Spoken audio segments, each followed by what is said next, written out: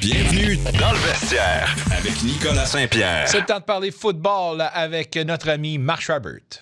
Il était tellement bon entraîneur de football que Rick Campbell le voulait dans son club et on l'a même considéré pour le poste de commissaire dans la Ligue canadienne de football. Il est maintenant un des meilleurs analystes dans la francophonie. Sur les lignes de côté, allons rejoindre Mark Schreibert. Ouais, Marc, de retour en sol nord-américain, ma petite saucette en Europe. Une belle récolte pour l'équipe canadienne, patinage courte piste. Une petite récolte pour le fun comme ça. Parle-nous de vos performances, pas piquer des verres. Au fond, il y a quatre événements qu'on appelle dans le circuit mondial dans notre sport. Là. Il y en a 4 durant l'automne et c'est l'année olympique. Ça servait de qualification olympique pour les Jeux qui auront lieu à Milan au mois de février.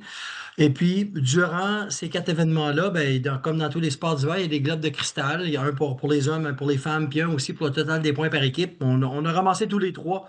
Donc, l'équipe canadienne, présentement, est une des meilleures sur la planète dans notre sport. Maintenant, il va falloir répéter la même chose quand ça va compter aux Jeux olympiques en février. J'espère que vous n'êtes pas supposé de patiner au même endroit que le hockey, parce qu'en patinoire, apparemment que ça ne sera pas...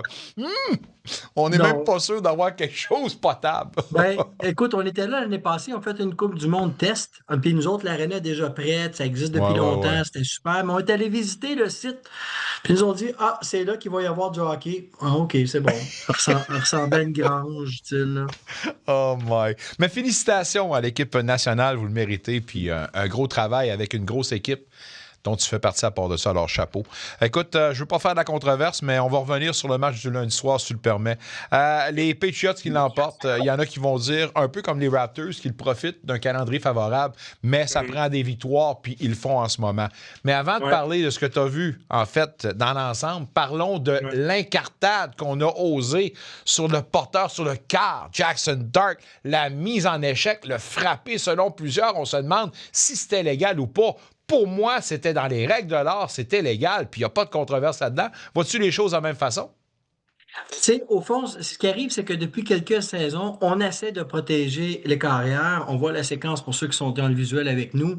Puis quand le carrière choisit de porter le ballon, il devient à ce moment-là, il n'est plus carrière, là. La minute qu'il traverse la ligne de mêlée et il transporte le ballon, à ce moment-là, on se doit d'être capable de le plaquer comme tous les autres. Là où ça porte un peu à confusion, c'est que ça s'est fait très proche de la ligne de côté où il s'apprêtait de toute façon à sortir de lui-même. Et ça, c'est pas juste parce qu'il était carrière.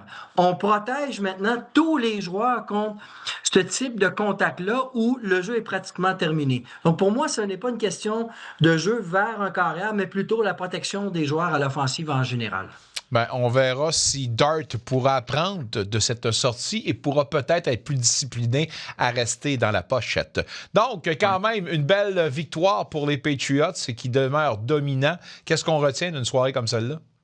Première des choses, c'est que les Patriotes qui avaient une super bonne fiche, je pense qu'il y avait 10-2 là, comme fiche avant le match, jouaient contre les Giants qui allaient nulle part. Et puis, la particularité de tout ça, c'est qu'on a gagné 33-15 côté des Patriotes parce qu'on fait bien les petites choses. Tu sais, on joue bien au niveau des unités spéciales, la bataille du terrain, on va chercher assez de verges pour faire des placements. On a fait un long retour de 94 verges pour un touché.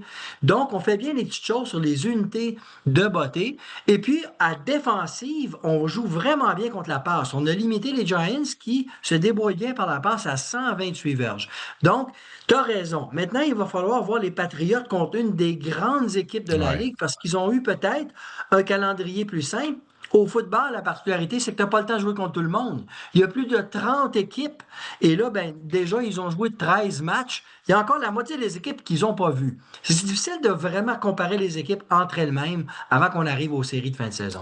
Mais une belle histoire. Puis coach Vrabel, en ce moment, est le candidat de choix pour le coach de l'année.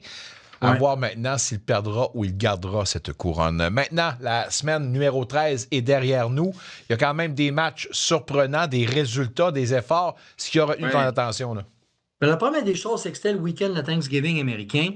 Et donc, ça veut dire 3 matchs le jeudi. Ils ne vivent que pour ça, même si ça ne s'avère semi-religieuse. Leur journée, c'est très sportif. Et donc, il y a toujours des traditions qui sont immanquables. Et donc, quand on fait jouer Green Bay contre Détroit, Et là, à l'heure de grande écoute, c'est exceptionnel de voir ces deux équipes-là avec une rivalité sanglante. Le match a fini 31-24 pour Green Bay, à Détroit en plus. Donc ça a bien mis les choses en place pour l'ensemble de la journée. Puis après ça, tu as toujours le traditionnel match qui se joue à Dallas, jamais contre la même équipe. Dans ce cas-ci, c'était Kansas City, donc on était certain qu'on était pour avoir un bon match. Tu sais que l'offensive de Dallas, présentement, c'est une des meilleures au niveau de la statistique. Et donc, on a encore marqué 34 points. On a battu Kansas City. Donc, les Américains ont eu droit à une belle journée de football avec des traditions qui sont répétées. M. Jones, qui est propriétaire, directeur général, il y a eu de la controverse quand il a laissé aller Micah Parsons, mais il avait bien dit qu'à la date limite des transactions, il allait avoir du renfort. Je me souviens plus de leur nom, mais les deux acquisitions ont réglé bien les problèmes à défensive. Alors, on doit quand même donner raison à M. Jones là-dessus. Là. Tu sais, c'est bien beau de marquer un paquet de points parce qu'on a une bonne attaque, quelques joueurs explosifs, mais quand t'en donnes autant de l'autre côté, donc on a hâte de voir s'ils vont effectivement se placer parce que les défaites de Dallas cette année, c'est qu'on a donné trop de points. L'autre chose qui a retenu mon attention, Nicolas, ça fait une couple de semaines que je t'en parle, c'est que clairement, donc pendant que j'étais en Europe, j'ai regardé quand même les matchs à distance ou les résumés de matchs, vive justement Red Zone qui nous permet de faire ça facilement, mais ce que j'ai remarqué, c'est que vraiment le sport de la NFL revient à ses racines. Beaucoup, beaucoup, beaucoup plus de jeux au sol. Parce qu'on a plus de succès au sol pour deux raisons. Clairement, depuis qu'on a instauré plus de sécurité sur les plaqués, on ne plaque pas comme avant, à part celui qu'on a montré tantôt. Mais dans l'ensemble, on est moins violent dans nos plaqués et donc l'offensive va chercher plus de verges après le premier contact. Ce qui nous permet au sol d'aller chercher des premiers essais à 3, 4, 5, 6 verges de gain. Et ensuite de ça, on en a parlé. Depuis 10 ans, l'offensive aérienne avait tellement de succès qu'on a remplacer certains secondaires de ligne par des joueurs qui sont plus habiles à couvrir le terrain sur des jeux de passe, mais peut-être moins gros bonhommes à arrêter le jeu au sol. Donc, souvent, la combinaison des deux fait que maintenant, la NFL devient de plus en plus une ligue plus balancée et de plus en plus qui court avec le ballon. L'autre chose qui a retenu mon... Oui, vas-y. Oui, vas-y. Non, continue, je ne voulais pas t'interrompre, vas-y.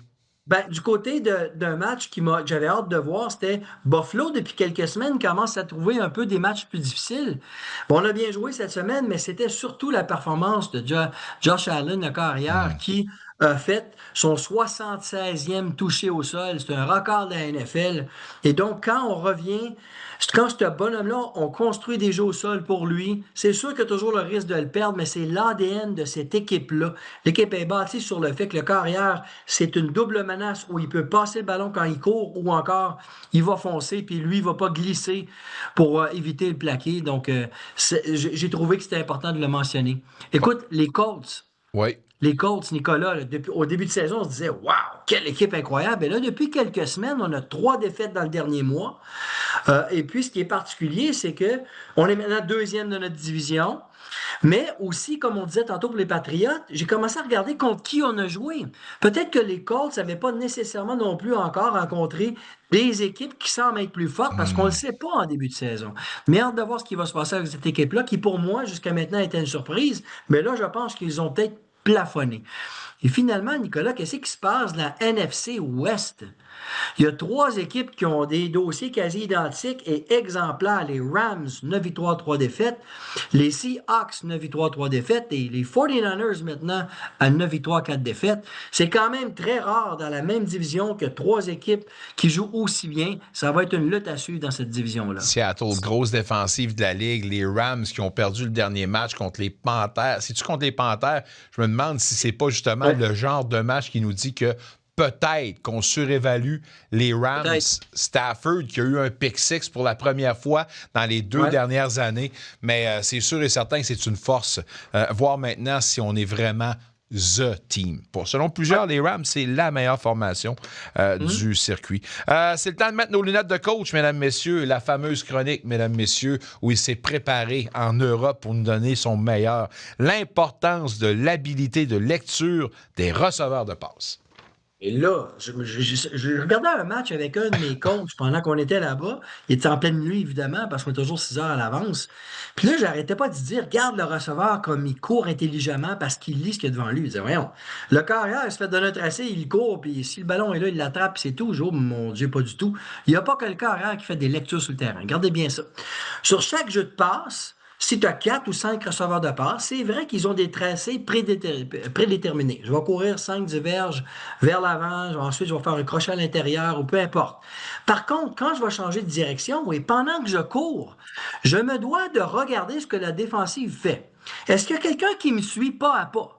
Si c'est le cas, ça veut dire qu'une défensive de zone, et je vais donc devoir me libérer. Je vais devoir feinter, faire comme si j'allais à droite puis aller vers la gauche, me servir des mouvements tête, des épaules, changer de direction, accélérer, décélérer. Je dois me libérer si je veux devenir potentiellement une cible pour la carrière. Mais si dans mes premiers pas, que je me déplace puis je cours pas dans le vide, mais il n'y a comme personne autour de moi. Tout de suite, je vais le savoir que j'ai à faire une défensive de zone. Et Nicolas, ça va être hyper important à ce moment-là, comme le terrain qu'on voit derrière moi, ça va être hyper important d'être capable de m'arrêter entre deux zones, de ralentir, de regarder où il y a de la place, puis de m'arrêter, puis de donner une cible aux carrières. Et donc, ça veut dire que, en plus, cette cible-là, puis cette fenêtre-là d'ouverture va être très courte. Pendant que le ballon va être lancé vers moi, graduellement, tous les joueurs en couverture de passe le voient, puis ils se dirigent vers moi. C'est pour ça que souvent, j'ai le temps d'attraper le ballon, oui, parce que j'étais seul, mais c'est pas long que je vais me faire frapper. Donc, avec vos lunettes de coach, au lieu de suivre le carrière quelques jeux, gardez vos yeux sur 2-3 receveurs de passe du même bord du terrain, puis pendant qu'ils commencent à courir, regardez ce qui se passe devant eux. Il y a quelqu'un qui les suit en même, ou s'il y a de l'espace, puis regardez leur réaction, comment ils s'ajustent. C'est une façon très intéressante de voir le match de football différemment. On voit toujours un petit peu plus clair quand on met nos lunettes de coach. À toi, Marc Schreiber, je te remercie. Gros match ce soir entre les Canadiens et les Sénateurs. J'ai pas le choix de te demander ta prédiction. Nul.